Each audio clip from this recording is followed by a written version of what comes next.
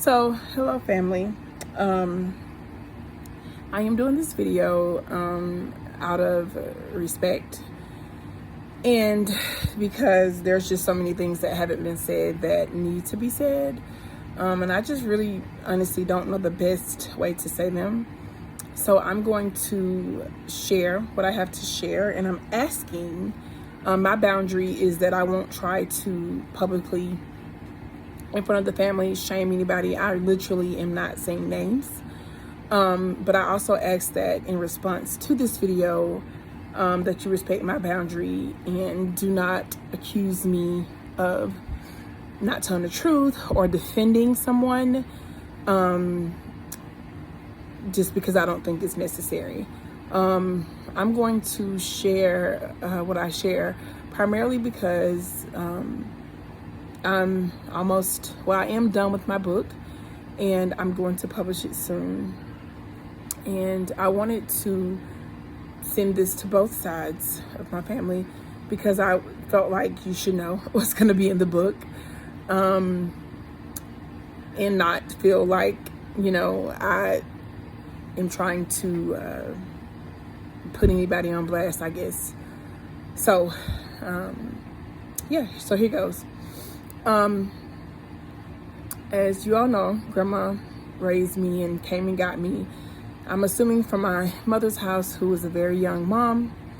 And I went to live with her, I think, permanently when I was about in the 4th grade. But up until then, I would go there only on the weekends. I was molested by quite a few people from the age of 4 until I was about 13, I think, is when I kind of just was like, okay, enough is enough. And like I said, I don't plan on saying, hey, this is who did this to me. This is just me sharing as a family member to you what's going to eventually come out, because I am going to talk about it and share it to support other women as well as other moms or people who may be going through the same thing or have experienced the same thing that I experienced. So as I said, I was molested from the ages of like 4 to 13. And I think my virginity was taken at about 11. I think that's how old I was, that I recently discovered. I didn't really start dealing with it until I was 27. When I moved to Atlanta is when I started to do the work, or like kind of realize that something was wrong, and that something was based off of having been molested when I was young. I didn't really know why I was the way I was. I just knew that something was wrong. And so I started to share from a place of freedom, because I was struggling with motherhood. I was struggling with identity issues, obviously, not only because of my dad being in prison most of my life, but for my mom not being able to be the mom that she should have, or that a child needed. And so if you'll notice while I speak, I'm trying really hard not to place blame on anyone, because it just doesn't serve any of us in that sense to blame. So for whatever reasons they took the actions that they took, my father was absent and my mom was primarily absent. And so all I had was Grandma and her children, some of you who, stepped at different times, stepped in to support. And for that, the ones that were not harmful, for that, I am thankful. And so I wanted to share that because I wanted you guys to know, and B, I wanted you to know that my book isn't a tell-all book about, this is what Harry did to me, and this is what Frank did to me. It's my experience. And all of us, each of us, have the right to own our experiences. It doesn't mean that those were the people's intentions. However, I get the opportunity to say, this is how I experienced my aunt. This is how I experienced my cousin while I was a child. So my book, and it's changed a lot. And I was very open with sharing what God had done, and sharing how God had healed, and sharing how God had transformed. But then like everybody got on Facebook and it was like, oh wow, like do I want to, like I didn't know how to share without blame. So I took some time, worked with my therapist, and this is the finished product of my book. Is the best way that I know how to share my experience of being molested and in the various situations that I found myself in growing up, and how it has affected me as a mom, how has it affected me as a daughter, and how it has affected me physically, mentally, emotionally, and sexually. And so I noticed, I think most of us on here are believers, so I noticed that as I stopped sharing, like there was just kind of like a halt in my relationship with God, because I was never told not to share, that I was never told, like I was told from the beginning that this would bring freedom to other people, and it wasn't about shaming anyone, and it wasn't about pointing fingers at people. But there are so many people that are leading destructive lives because of past abuse, that can't move on, that can't get over it, that are stuck in destructive cycles, that are stuck behind family secrets. And I just really don't care anymore for secrets. I want freedom. I want freedom for my children. I want freedom for my grandchildren. I want freedom for my great-grandchildren. Something that I have shared with Roxanne before is that, and Devon, is that literally to this day, I still dream of that house. I dream of evil. I dream of, but I have recently had dreams, like positive dreams about it, but it has haunted me my entire life. I just now, probably 2 years ago, started sleeping at night. I didn't sleep at night. I couldn't sleep on the couch. I couldn't, I had issues with sexual partners because of my past. And so in every sense, everything that I experienced as a child led to just a level of destruction in my personal life that I just didn't want anymore. And so, like, God's mandate for me and my story has not changed. What I'm supposed to do on this earth has not changed. And I can't not share it for fear of what people are going to say. You know, whether it's the naysayers, or how dare you tell the truth, or whatever the case may be. As I said, I want freedom for my children. And I have shared that, unfortunately, my children have experienced very similar things that I have. And I know that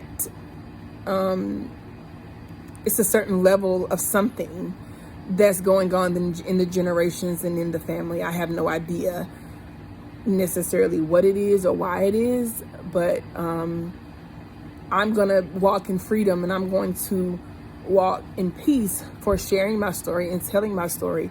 And also, you know, the biggest thing that I learned from my children's experience and the things that they experienced is that I didn't know how to keep them safe, because I was never kept safe, you know. And I think obviously we living in a different time. Back then it wasn't, that's how family was, right?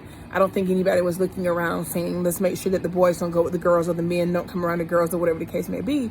But I've learned that so many of my own behaviors as a mother I've struggled with because of the way that I was raised, and because I didn't know what protection looked like for my kids. I didn't necessarily know how to protect them. And I've had to have some very difficult conversations with them, listen to some very difficult stuff. But the mandate remains the same, is that I am called. God has specifically told me what my purpose is, and it is to help bring freedom and emotional healing to women, just the way that He has shown me and guided me in healing from the experiences that I've had within this family. And, you know, it's hard to get in front of people and say, I was molested by 15 people, and people believe you. And, you know, people are like, no, who? Name them. You know, like, that's the reaction that I get. But my life, my childhood was a cycle of abuse. Every single place that I went, there was abuse. There was either abuse or there was neglect. I literally had nowhere of solace to go. There was nowhere that I found peace.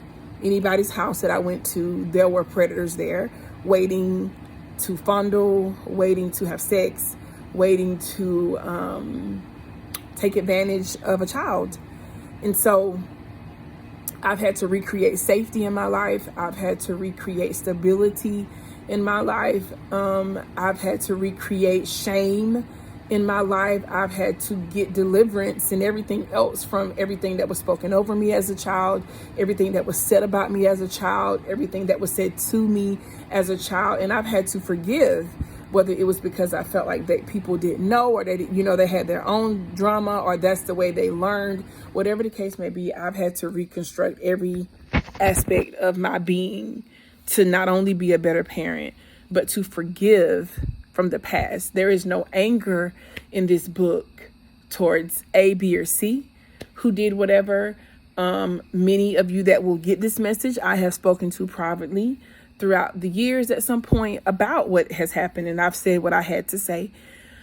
But as a family, as grandma's family, as her children, as her grandchildren, I wanted to personally say this is not a revenge book. This is not a revenge story, and it's not all about my book. I will be hosting events about healing. I will be in, there is specific work that I will do in not only Atlanta, but in Swainsboro.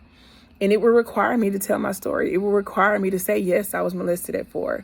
People are going to gather what they gather, from where I was, who my family is. Yes, I lost my virginity at 11. Yes, I was exposed to all kinds of things that before I even knew who I was, things were done to me and said to me. And, that's the story is going to be required for healing, to facilitate transparency, to facilitate whatever God tells me to do is going to tell him the truth. And this is my truth, that I was indeed molested by many brothers, uncles, cousins, whoever in this family. And it was very devastating to my entire life. I have spent my life healing.